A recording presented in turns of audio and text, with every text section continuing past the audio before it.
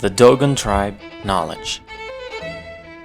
The brightest star of our planet's night sky is called Sirius, located in the constellation of Canis Major. It is a single star with a slightly bluish white glow. But actually, it is known since 1862 that the star Sirius is actually a system of two stars, except one of them is invisible to the naked eye.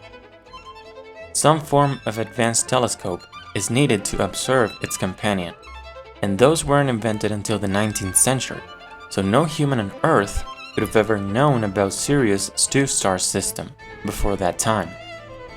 But the Dogon are not just any human. The Dogon are a tribe of people currently living in Mali, Africa, and whose origin goes back several centuries, probably 1,000 years.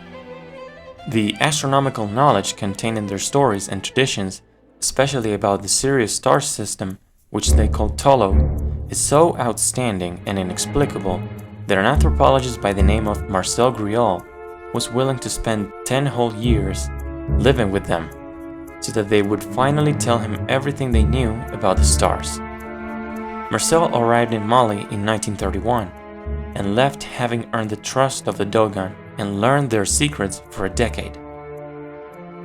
He went on to write 2 books where he shares their oral traditions, which have been passed down for centuries, and surprises the academic world with wild claims such as, this remote tribe of primitive people was aware of Sirius B, the faint white dwarf companion to the brighter Sirius A.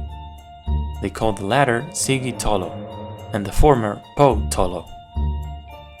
They precisely knew the time it took for Sirius B to complete an orbit around Sirius A, 50 years. They knew that the larger of the two was even more massive than our Sun, and that the smaller one was about the size of our planet Earth. They claimed that Sirius B was made of very heavy and dense material. This claim in particular is of paramount importance in the veracity of their stories, because the scientific community had no idea whatsoever about the material said star was made of. It wouldn't be until 2005, some 7 decades after this Dogon story went public, that NASA would confirm Sirius B is a dead star, with 25,000 times greater density than that of Earth. But isn't it possible that we are just taking a Eurocentric approach to this matter? After all, the premise of it is that this tribe of primitive people had advanced astronomical knowledge, but there is no way they could have developed the technology it takes to obtain this knowledge before the Western civilization. Maybe we're just making too many assumptions about the Dogon and their development. So why not ask them? How did they say that they came to possess this information? And here is where the skeptics just roll their eyes and the explanation becomes too blasphemous for the mainstream environment.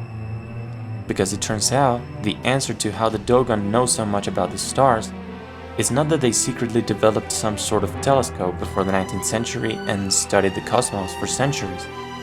The answer is aliens.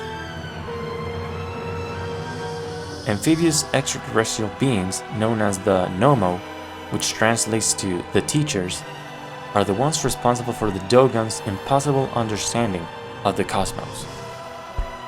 To mainstream skeptics, this is a disappointing explanation.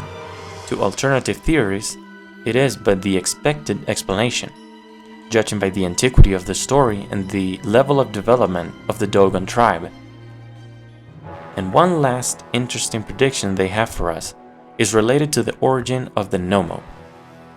According to their tales, these beings did come from the Sirius star system, but not from Sigitolo or Potolo, Sirius A or Sirius B, but from Emeya Tolo, a neighboring star to the previous ones, a supposed Sirius C that we haven't discovered yet.